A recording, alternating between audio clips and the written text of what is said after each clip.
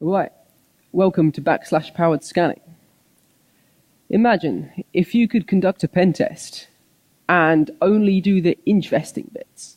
If you could skip through the hours of repetitive fuzzing and trawling through meaningless results and jump straight to that one page that reacts in a mysterious way to your every input. The page that turns out to be vulnerable to code injection in a language you'd never heard of, or SQL injection behind a heavyweight filter that almost stops you from cracking open the database. The kind of page that no black box vulnerability scanner would ever find. In this session, I'll share with you the conception and development of an open source scanner that can find ResearchGrade vulnerabilities. This all got started around 4 years ago. I'd just begun a pen test for a company that we'll call Marketizer. And I had a little bit of a problem, which was that Marketizer hadn't got around to giving me any login credentials. And you know, sometimes when you look at a website just through the design and the look of the site, you could kind of feel the vulnerability screaming out at you from inside it. That was happening with this site, and it was really upsetting because I couldn't log in and get access to any of this attack surface. I didn't even know a valid username. And eventually they did give me some login creds, and I logged in, found some SQL injection, dumped out all the passwords, which were naturally stored in plain text, and I found that the password of the company's director was Marketizer1. So in effect, his username was more secure than his password. And I'm sure this situation of being locked out of an application when you know there's loads of juicy stuff inside the app and lots of weak passwords in between you and being inside the app is a familiar situation. So after this, I thought, never again. And I made a tool called Let Me In, which will send a load of usernames, a load of potential usernames, which you feed it, and it will analyze the responses and also use some statistical tests on the timing of the responses to try and identify any subtle clue as to which, if any, of the usernames are valid. And this worked really well on about 30% of websites and failed horribly on the other 70. And while trying to make it work on those 70, I realized this technology could be used for something far cooler. And that's what I'm here to share with you today. First, I'll talk about the 3 failures of scanners. 3 huge blind spots that pretty much all vulnerability scanners have when it comes to finding server-side injection vulnerabilities. Vulnerabilities like SQL injection, code injection, OS command injection, that kind of stuff. And then I'll talk about two novel approaches that we can take and that I've implemented that avoid these blind spots entirely. I'll look at the results that I found when I ran these 2 scanners on a couple of thousand websites. And I'll look at what else we can do with this tech, then take 5 minutes of questions. First off, I should mention that I work at Portswigger, where we make a tool that you may have heard of called Burp Suite. And the core part of my role there is to design new scanner checks.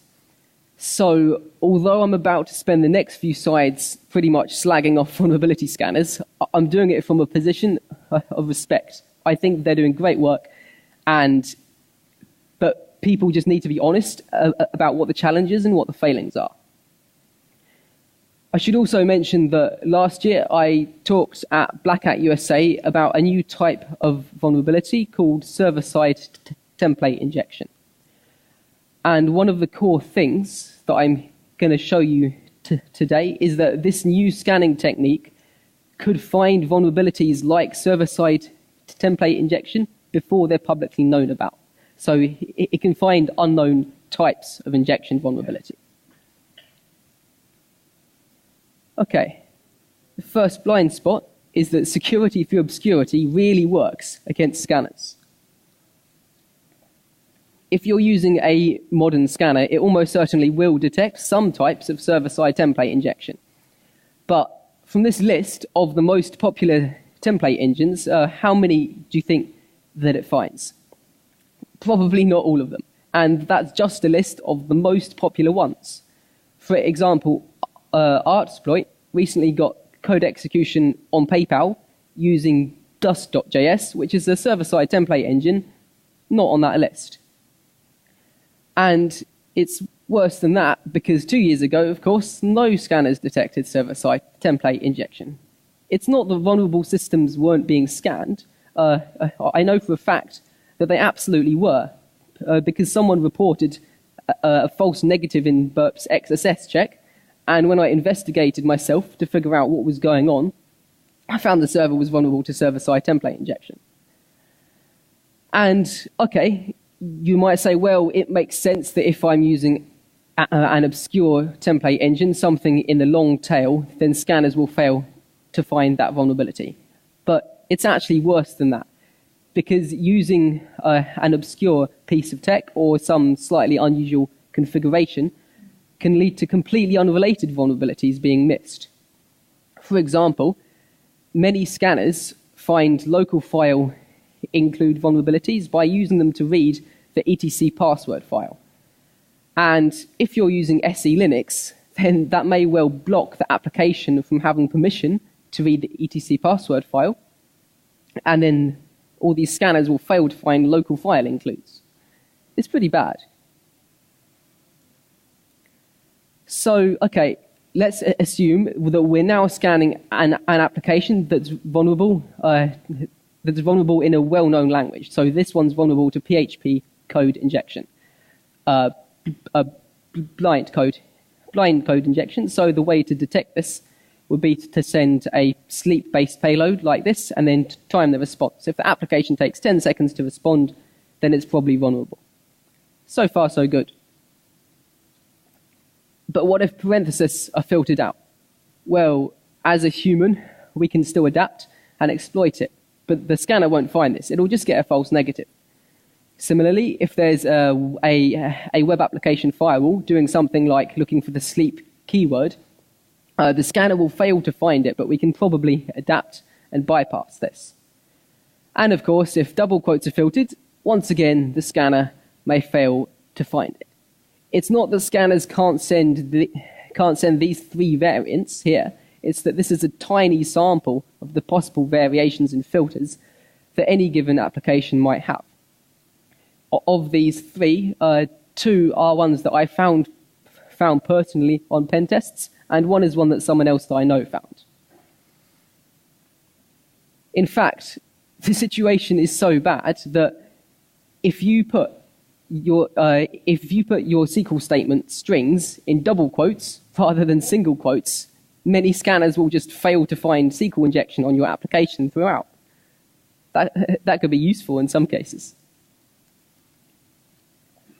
Okay, so now assume, okay, we've got a known technology and we've got no filters or kind of weird variants whatsoever. Surely the scanner can do this.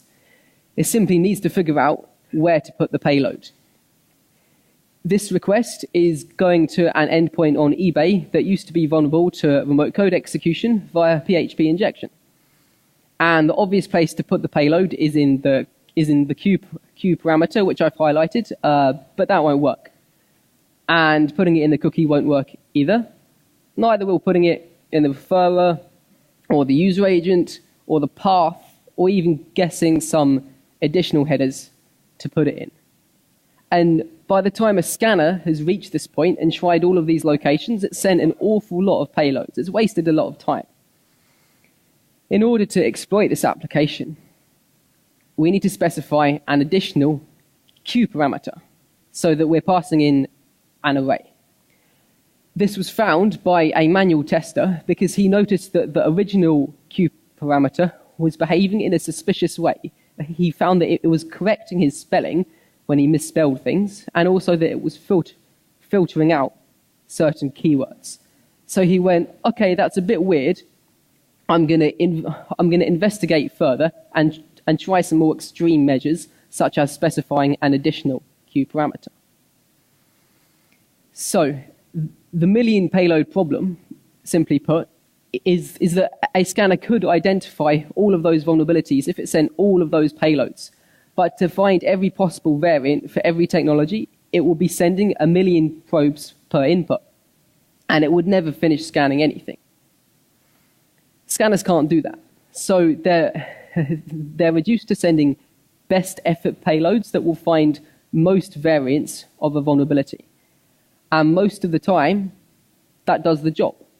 But the remaining time, it fails completely, and that's what leads to people saying scanners are good for finding low-hanging fruit. What we need is a scanner that finds high-hanging fruit. What we need to do to achieve this is to make a scanner that harnesses that concept of intuition that manual tester had. So rather than sending a highly specific payload that says something like, find me injection into a double-quoted string being evaluated in PHP with no filters, we're going to send a really generic payload that says, find me something interesting. And then if we do find something interesting, we can focus on that and investigate further. We can implement this in a kind of cycle. So to begin with, we only need this most generic probe. Then we can send that to loads of servers and manually investigate the results and use that to work out what code we need to automate the next stage of this cycle to classify those results. So I'm going to start with a really specific payload and try to make it as generic as possible. This payload here will find you server-side template injection into free markup. If we reduce it down to this, then we'll find server-side template injection in quite a few different template engines that all support the same interpolation syntax. And if we reduce it further, then we can find code injection in any language that supports hex escapes. But we can still do better than that because some languages, like noticeably most databases, don't support hex escapes within strings. So what we're going to do is send 2 backslashes to the application. And if we see only 1 backslash come back to us, that tells us that our input may be being evaluated server-side. And pretty much every language out there supports backslashes. Having sent that payload, we then need to gather further information to figure out, okay, what's actually happening here. And I found that the most effective way to achieve that is to figure out what the baseline of the application is, like what the default behavior is, by sending an invalid escape like /ZZ. We can then try escaping loads of other characters and look out for anomalies. So here, we can see that if we escape the curly character, then the backslash vanishes, and that tells us that the curly has a special significance to the application, and it gives us a kind of clue as to what's going on. And we can try this with all special characters and build a kind of fingerprint based on which special characters are actually significant to the application. It's worth noting that this process is really efficient because for 99.9% of inputs, we only need to send 2 backslashes, and we'll get 2 backslashes back, and we'll know that nothing interesting is happening here. It's only for a tiny number of inputs where we have to do this follow-up work, just like how a manual tester works. So the result is that at a glance, we've got a reasonable idea as to how interesting something is. On the left here, you can see loads of transformations which the scanner thinks are interesting, and those characters are all associated with markdown syntax. Because it is in fact vulnerable to server-side markdown injection. On the right, the only transformation is that /0 gets converted into a null byte. So what's probably happening here is that the server is calling PHP's strip slashes function on the input. And so that's not a vulnerability by itself, but at a glance, we can tell that. and I could make the scanner filter out those issues entirely. But actually, in some situations, being able to inject a byte when an input is halfway through being processed is really quite useful. So what we've got here is an extremely efficient check that can identify a huge range of different issues, and it doesn't really care much about things like filters because it's sending such simple payloads. However, there's a huge fundamental design flaw with this. And that's that it relies on processed input reflection. So if I send 2 slashes and that lands in an unescaped SQL statement, it will be converted to 1 slash. But I will never know that happened unless the server reflects the SQL statement back to me after evaluation. So this can find really cool things, but it will also get you tons and tons of false negatives. You can't just run this technique on something and then be sure that it's safe. But that's okay, because we can do better. Using the response analysis technology from Let Me In and carefully crafted pairs of payloads, we can look at responses and identify tiny differences which indicate suspicious behavior.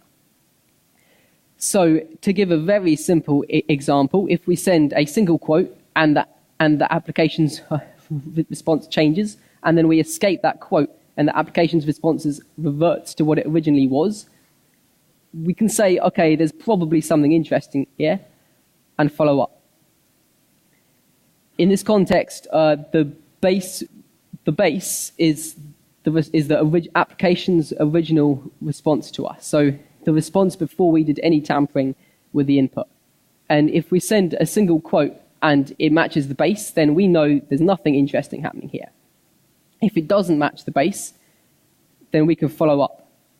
And if that reverts to matching the base, we can go, okay, that's interesting. There's something worth investigating. That application is probably putting our input in a single quoted string in some language or other.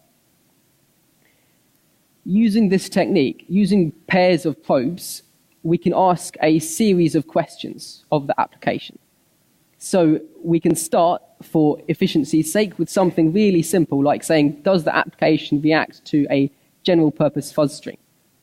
And if it does, then we can go, okay, let's investigate further and try each individual part of that fuzz string to figure out which part caused the reaction. So in this case, the scanner found the double quote is what caused the difference in the application's response. Then we can try and work out whether we can concatenate strings. And so we can try dot and pipe and plus. And here we found that plus can be used for concatenation. And then we can say, okay, can we inject a function call? And here we're using the abs function, which is a really generic function, like it exists in pretty much every language out there. So we don't need to know what the language that's being used server-side is at this point. And then finally, having found that, we can then say, okay, is this a language that I already know about? So the scanner will then try a list of functions that I know only work in one particular language and use that to work out exactly which language it is, if it can. And that's quite cool by itself, but it's finding code injection in a wide range of languages in a really efficient way. But the best thing is that the scanner doesn't have to get all the way to the end of this process. Maybe this is code injection in an unknown language. That means the scanner will probably get this far. And that's absolutely fine, because the scanner will still report this. And as a pen tester, I can figure out what's going on really quite easily. Maybe the application is filtering out parentheses. Well, that's fine, because the scanner will still get this far and tell me. And as a pen tester, I can figure out what's going on. So what we have here is something that can handle unknown languages, it can handle filters, and it can handle variants of issues. that's a screenshot of the result that I just showed.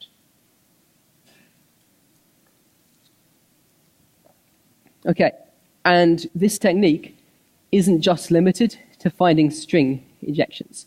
You can also find injections into numeric contexts. You can find interpolation. You can find injection into order by clauses. You can find direct code injection by using inline comments. So the payload on the left in the comment line is an invalid comment because it closes itself. And you can even find function hijacking, which is something you see in, particularly in PHP from time to time. At this point, you're hopefully thinking, that sounds pretty powerful. And you might be wondering, seeing how simple it is, why it wasn't done 10 years ago. The answer is that I've completely skipped over the question of how you tell whether the responses from the application are actually significantly different. Because applications responses in real life outside of the lab environment are full of dynamic content like timestamps and cache busters and just random stuff because why not? The original intuition that I had when I tackled this, that I used in Let Me In, is that applications responses are basically composed of static blocks with small dynamic areas. So I used the longest common subsequence algorithm to find out where the static blocks were, and then stitch together these static blocks using wildcard to make a gigantic regular expression that would match the response from the application if it had an inconsequential change, but if there was a significant change, it shouldn't match it. And this worked 100% of the time, about 30% of the time, and the rest of the time, I ran into problems. The most reoccurring problem was performance issues. So the longest common subsequence algorithm is big O n squared, which means as the application's response gets longer, it takes a lot longer to actually scan it.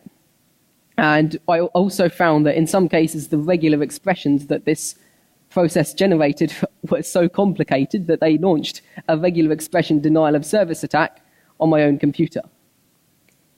Also, some applications simply don't really play by this idea of static blocks with small dynamic sections. They will just give you completely different responses, sometimes because they feel like it. And trying to make a regex that matches two completely different responses that both have dynamic sections is not much fun. What's also not much fun is debugging a regex that's 4,000 lines long to figure out why it doesn't match a particular response. And some applications also shuffle the order of content within the response on every page load, which this approach doesn't handle very well. And finally, even really basic things like timestamps can break this technique. By definition, certain characters within a timestamp change only every 10 or, say, 60 seconds. So it's very easy to think that your payload caused a major change in the application's response when it was actually just the time that your payload was set. You might think that you can fix every one of these problems and continue using this approach or something very similar to it. And maybe you can, but I used to think that, and that's why this wasn't released 3 years ago. Fortunately, there's a better way. What we can do is work out certain attributes of the response that we can consistently calculate in an efficient and reliable way, and then simply take note of which attributes stay constant, which ones don't change when you send the same payload a few times. For example, if the application gives you a 200 OK every time you send a request to it until you send a certain payload, and then it gives you a 500 error, you know there's something interesting happening there. But we can go much more fine-grained than that. We can even use the word count. the scanner has found a vulnerability, some SQL injection in a real application where the only evidence that it found was that when you put a single quote in, a single word vanished from the application's response. We've made an API for Burp Suite to do this work for you. So you can simply feed this object a list of responses from the application, and then call a function which will tell you which attributes of this response haven't changed, so basically which ones can be trusted. What we're absolutely not trying to do here is predict what effect a specific payload will have on the application. This is simply saying what attributes of this is simply saying how can I recognize which parts of the response can be relied on and which parts just change randomly because they feel like it. Although the pro pairs that I've showed you might look quite simple, the way they're chosen and the way that they're sent to the application is actually really, really important. So the most obvious problem is that applications responses contain random content, and as I've mentioned, we can deal with this by repeating probes. But if you simply alternate between your two probes, then you'll get completely destroyed by certain applications which alternate in the response they give you, because you'll think that your probe is causing the response to change, when it's actually the order that you're sending the probes in. So in order to fix that, you need to shuffle the order that you send the probes in. Don't just alternate. Some particularly fiendish applications have deterministic random content. So one live site that I found used the content of the query string as a seed to a random number generator, which it used to pick which testimonial it would show you. So if you send a single quote over and over, you'll get the same testimonial every time.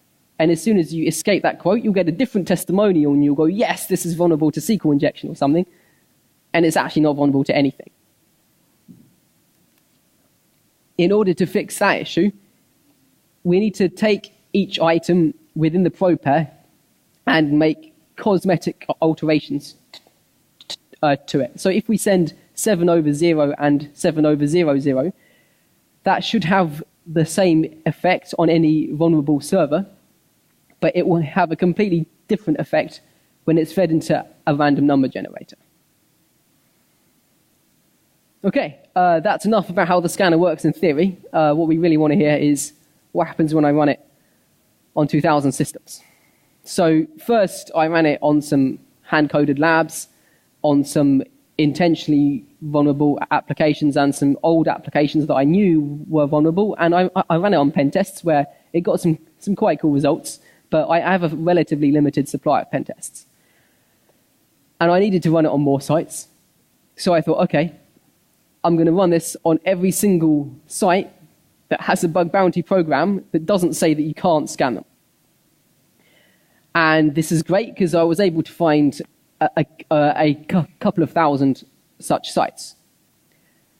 The only, and it has a side benefit in that you might actually get paid. The only catch is that the term black box doesn't really do this justice. Because if you're running your scanner on 2,000 sites and looking into the results, you don't really have time to get familiar with any given site in any depth. So you'll have no idea what technology stack this application is running on, whether you're getting served stuff from a server farm or an individual server, or whether there's a web application firewall in the way, just tampering with everything you do. You have no idea. So you're going into everything completely blind, which is something to watch out for if you try and replicate this. For reasons of politeness, basically to avoid flooding these people from traffic and then making them say that please don't automatically scan us, I needed to throttle the scanner to send one request per 3 seconds per host name, so that Burp could send 1,000 requests per second, perhaps, but each individual server would only get one request per 3 seconds. So I've made an open source extension called distribute damage, which will do that.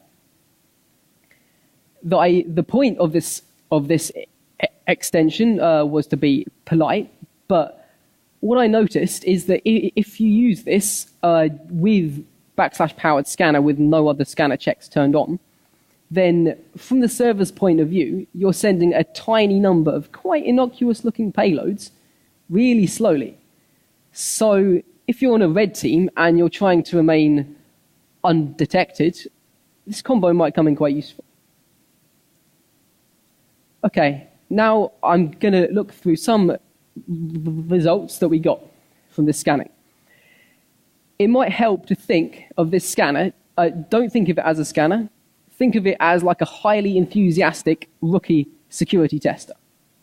So if you give them a well-known vulnerability with no filters, then they'll identify exactly what's happening, and they'll just tell you, and that will be that. So this is a real report from a live website that was running WordPress and had SQL injection in the user agent. And at a glance, we can tell exactly what's going on, right? And that's cool. It's cool that we can find that in a really efficient way because we're only sending like 2 requests to the vast majority of inputs, but we've still found something that's quite specific by following up automatically. But aside from that, it's no better than any other scanner. If you point your scanner at this input, it will send like 300 requests, but it will find this ability. The strength of this, in turn, is that if you point them at something trickier, they will tell you, I found something interesting, can you help me out? This was the first critical vulnerability that this scanner found. Would anyone like to take a guess as to what it is? No, okay.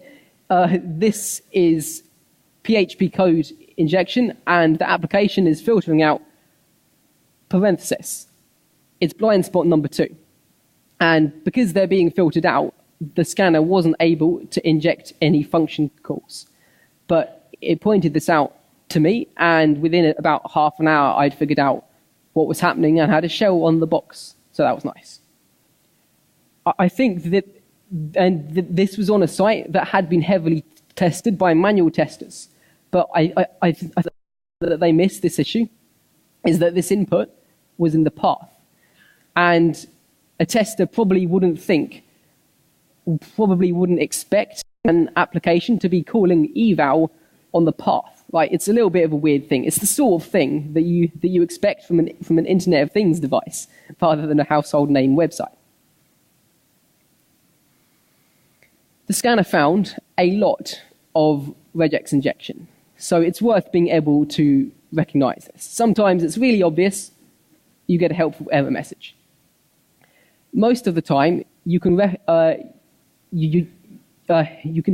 it because the application identifies, because the scanner identifies how it handles back references. If you send a string with /0 in, and in the response it's been expanded to something, you can be reasonably sure that that's vulnerable to regex injection. The probe pair scanner will normally classify this as backslash because it identifies there aren't any strings that you can break out of, but if you put a trailing backslash, that escapes something, i.e. the end of the regex, which causes a syntax error. And then if you escape that, then it stops causing that syntax error. And most of the time, regex injection isn't very interesting. The best that it can be used for is a regular expression denial of service attack. But occasionally, it's more interesting than that, as we'll see in a little bit. Sometimes, the scanner will find false positives. So here, it's trying to find function injection by sending the name of a real function and the name of a made-up function. And what it's doing is searching the Google code base. So, of course, real functions are going to be found in large numbers and invalid functions are not going to be found. So it thinks this is vulnerable to function hijacking. However, we can fix this with a tiny tweak.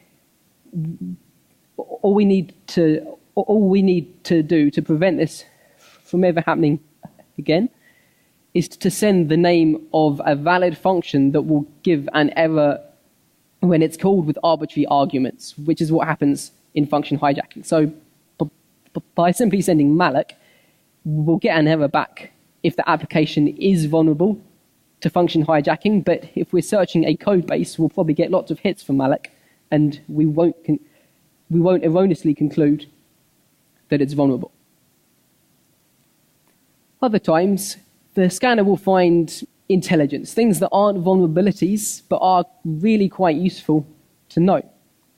So here, by injecting a valid inline comment and an invalid inline comment, the scanner thought that it had found maybe some code injection. And I investigated, and the normal code injection false positives, follow-ups, didn't get me anywhere.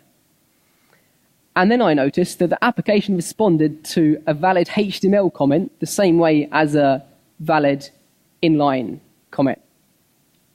And I thought, okay, that's quite weird. Maybe this is vulnerable to some kind of server-side template injection, because I've seen this sort of behavior with server-side template injection.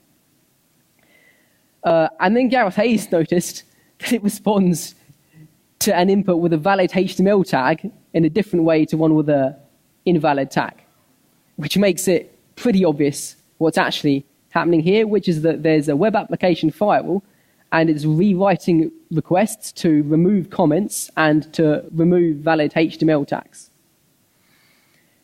So it's not a vulnerability, but it is potentially quite useful to know, because we know, for example, that normal scanning on that application probably won't find anything.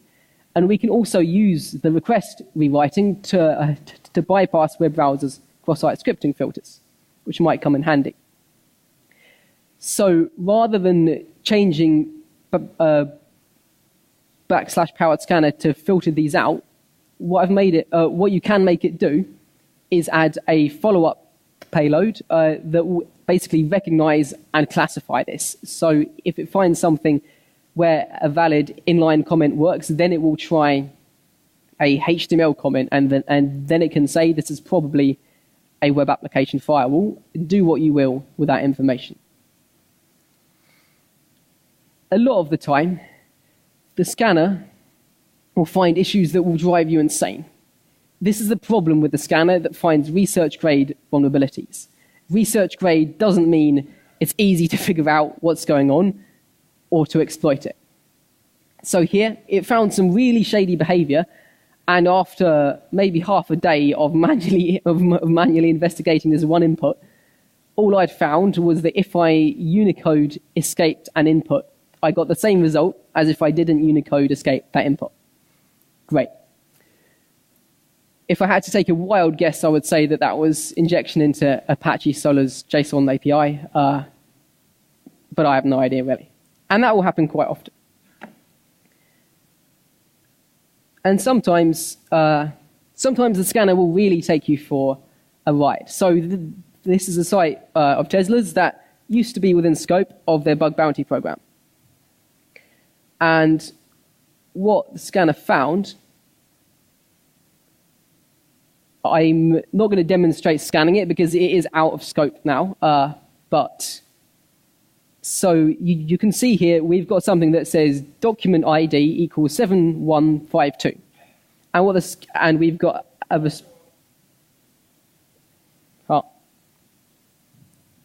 thanks for calling it out.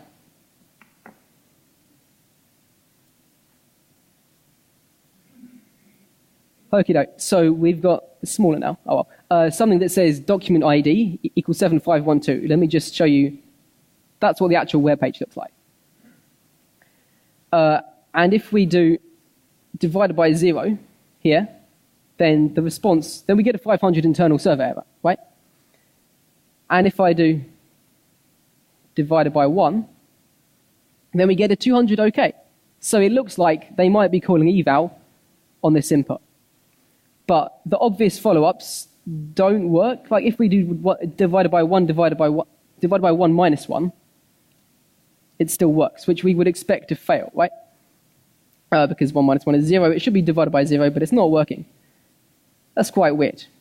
And I also found if I do minus 0, we get a syntax error. And if I do minus 1, then it works.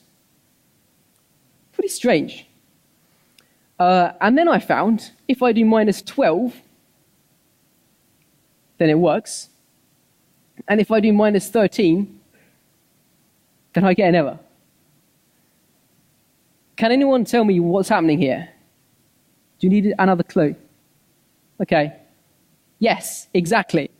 So let me just show you that for the rest of you. Let me change this to /12 and then /31, right? And then /32. It's parsing this input as a date. There's no evaluation going on whatsoever, and you probably just wasted 2 days on that. Oh well. What we've got here is a version of phpMyAdmin, which is missing maybe one patch, and it's running on a version of PHP that's slightly out of date.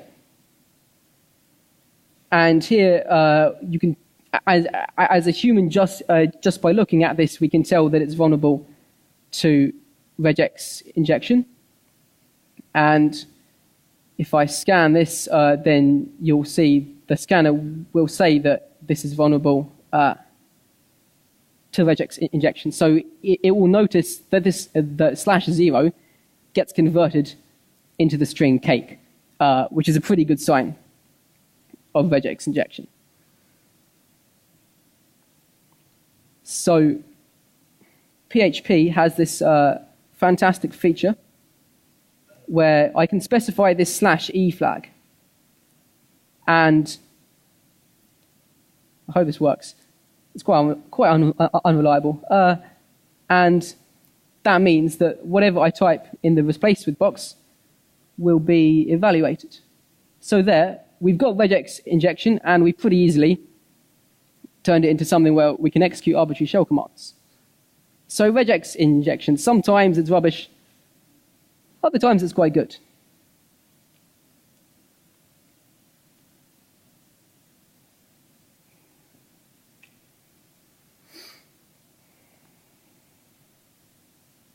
Okay, what else can we do? We can identify when inputs can be enumerated. So this is something that I haven't implemented in this version of the scanner, but I verified that it can be done, and it should be coming soon. So if we find that, as a scanner, that if we increment this ID number, we get unique responses every time that we increment it, then that tells us, okay, we've got some way of getting some kind of unique data, but it might be something really boring like a calendar, and we're incrementing the date. By adding a large number to these inputs and verifying that the responses we get match, we can filter out infinite series like dates and timestamps, and we can use this to find anything that can be enumerated, really, which can be quite handy. We can also use the scanner, use this response diffing technology for cold start brute force attacks, like what Let Me In was doing. So guessing usernames when you don't know a single valid username, so you can't simply fingerprint the response of the application to a valid username before you start. And similarly, you can guess files and folder names and parameter names better than current tech can. And you can potentially use this to fish for gadgets when you've got an object deserialization vulnerability. I haven't tried this out yet, but I think in theory you could use this to build an exploit to get you code execution for an arbitrary object deserialization from a purely black box point of view with no source code access. I'm not 100% sure if this will work, but it will be really cool if it does, so I am planning on trying it out. Okay, you can grab the source code online. I've also just released a white paper which has significantly more examples in it. So that might be helpful with processing these scanners' results. If you just want to install this tool, then it's in the Burp Bap store. And if you don't have Burp, as I mentioned, it is open source, so you can port it to work on Zap if you feel like it. Let me just say, this is not one of those security tools that gets released in a presentation at a conference and then never updated. It has a huge potential, and I'm planning on making plenty of improvements to it over the next few months and potentially the next few years. The three key things to remember are that scanners can find research-grade vulnerabilities, particularly if they focus on enhancing rather than replacing the pen tester, and this is just the beginning. I'm going to take 5 minutes of questions now. If you've got any more after that, you can speak to me at the back or send me an email. Don't forget to follow me on Twitter. Thank you for listening.